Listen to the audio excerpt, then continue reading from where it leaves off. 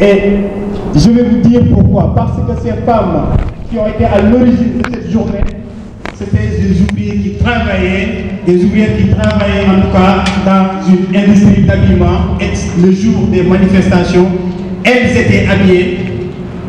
en couleur unique. Elles se ressemblaient. Et les Nations Unies ont officialisé cette journée en 1977. C'est pour cela aujourd'hui, toutes les femmes du monde célèbrent le 8 mars. Au Sénégal et partout ailleurs dans le monde, cette journée aujourd'hui est célébrée. Et entre autres, les femmes réclamaient le droit de vote dans le temps, l'égalité entre l'homme et la femme et la valorisation des salaires des travailleurs, surtout les femmes. Veuillez vous applaudir, s'il vous plaît. Vous avez bien choisi. Merci. Monsieur le CSA, représentant du directeur du CROUS de Thiès, Dr Adama Sadio, panéliste de cette conférence-là, enseignant-chercheur en sciences politiques à l'UCAO de Dakar, Messieurs les chefs de division du CROUST, Messieurs et dames les chefs de service du CROUST, chères dames du CROUST, chers agents du CROUST, chers invités, je voudrais juste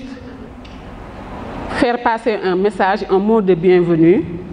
à cette cérémonie. La femme du CROUST célèbre la journée du 8 mars, édition 2022. Ce n'est pas une première édition au CROUS. L'année dernière, nous l'avons célébrée malgré la présence du coronavirus et nous avions axé cette activité-là sur l'heure sociale. Nous avions fait des actions sociales à l'endroit des étudiants qui sont dans des conditions assez difficiles. Et ça a été une réussite qui a été honorée avec la présence du directeur du CROUS à la cérémonie. Aujourd'hui, nous ne l'avons pas vu, mais il est représenté par le CSA. Et nous avons été informés aussi qu'il avait voulu passer par là vers les environs de 15 heures. Mais nous savons tous que cette journée-là est tellement chargée qu'il y a d'autres activités auxquelles il voudrait peut-être assister. Nous le comprenons bien. Dama bëggoon rek wax un petit mot en wolof di magnifier d'abord cette tenue-là, cette présence des dames. te da ngeen wone fierté ak seen blanc yi ak seen collier cosaan yi mu adapté lool ak thème bi.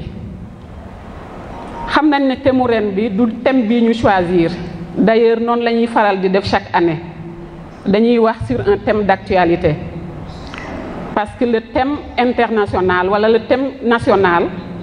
ça parle très souvent de droit, d'autonomisation, d'égalité. milieu institutionnel lañ nekk jàpp nañ ne wax droit aussi baax na mais dafay gën aussi des fois ñu taxaw xool suñuy devoir ci biir société bi lan la ak ban apport lañ mën a apporter société bi ba taxoon ñu ne thème ren bi nañ ko axé sur les dérives sur les réseaux sociaux ñu ne la société africaine à l'épreuve des réseaux sociaux yemale wuñ ko Sénégal parce que un ensemble dans l'Afrique ñu xaw a niroole ay culture xaw a niroole ay croissance intik yi nekk loo xam ne dafa ñëw bettuñu ñu obligé adapté wu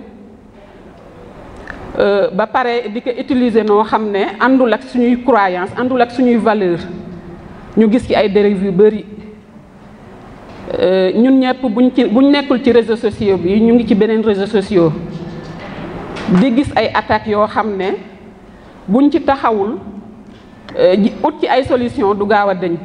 ba taxoon ñu ne nañu invité le sociologue Djibi Diakhaté qui a un empêchement il a présenté ses excuses pour cet empêchement-là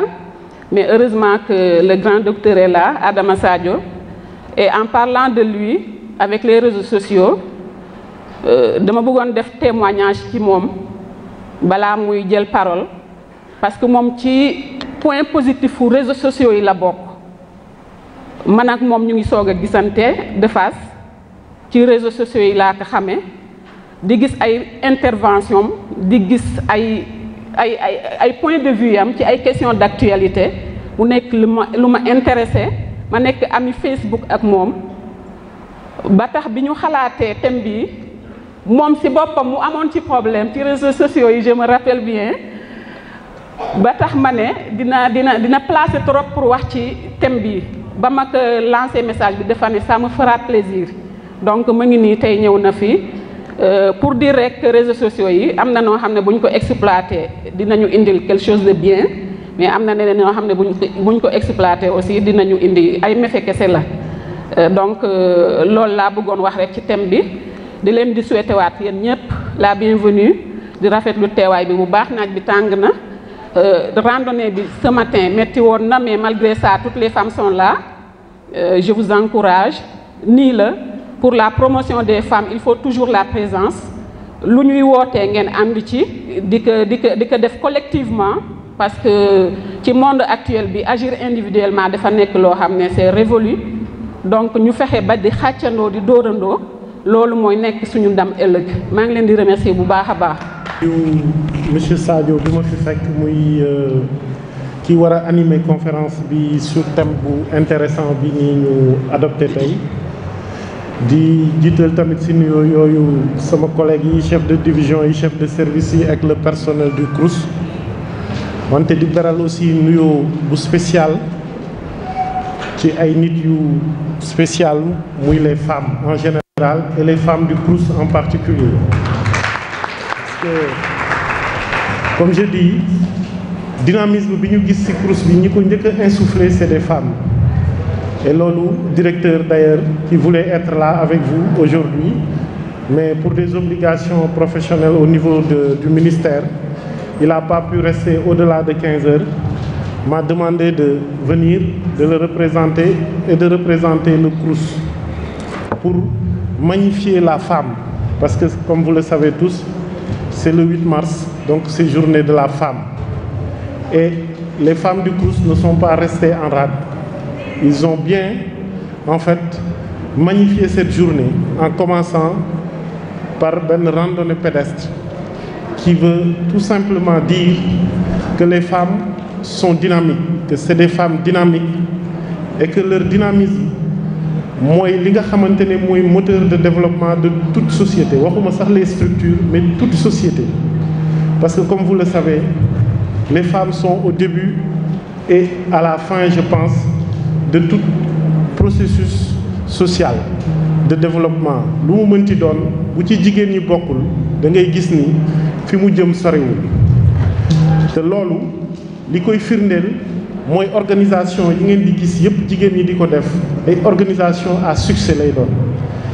et que bés bi li mu war a fàttali jigéen ñi mooy que dañu war a affirmer wu en tant que des leaders parce que préjugés yi nga xamante ne moo doon am ci société yi surtout ñun suñu société yi mooy que jigéen daf doon war a toog ci ginnaaw alors que loolu erreur bu mag la et que dynamisme bi nga xamante ne mooy bi ñu jigéen ñëpp war a adopter mooy de s'affirmer en tant que leader parce que en réalité vous êtes des leaders que ci kër yi que ci